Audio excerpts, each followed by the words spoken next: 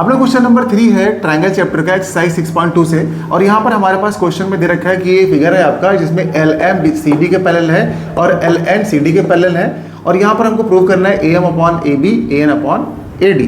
तो हमने सबसे पहले क्या किया कि ट्रायंगल ए बी सी में ये दोनों साइड पैरेलल है, इसलिए इसमें लगा दिया बीपीटी थ्योरम। अब बीपीटी लगा दिया तो बीपीटी क्या होती है A M upon M B और A L upon L C. देखिए यहाँ पर लगा दिया और यहाँ पर इक्वेशन फर्स्ट लगा दिया।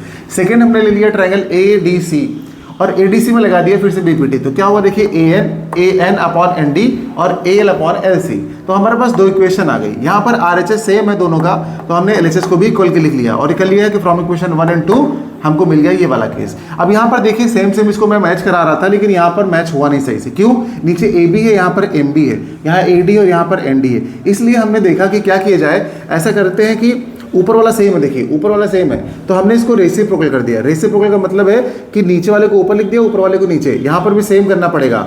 उसके बाद दोनों तरफ 1 ऐड कर दिया। अब इसका एलसीएम ले लिया तो ऐसा कुछ आ गया। जब एलसीएम ले लेंगे आप तो यहाँ देखेंगे M B plus A M, यहाँ पे देखिए M B plus A M, total line क्या होगी ए बी, तो आप ए बी लिख लेंगे। Same N D plus A N कितना हो जा रहा है, ए डी हो जा रहा है। और नीचे वाला जो जैसा था ए एम रहा, ए एन रहा। अब आप क्वेश्चन को ध्यान से देखिए तो ये ए एम वाला ऊपर है इसमें, तो हमने फिर से इसको रेसिप्रोकल कर दिया, यानी कि एक बार रेसिप्रोकल क्या ऐड करने के लिए और वापस कर दिया फिर से अपना प्रूविंग दिखाने के लिए। इस तरीके से इस क्वेश्चन की प्रूविंग होती है। ये क्वेश्चन आपके एग्जाम में 2 मार्क्स का आता है। आई थिंक आप समझ गए होंगे।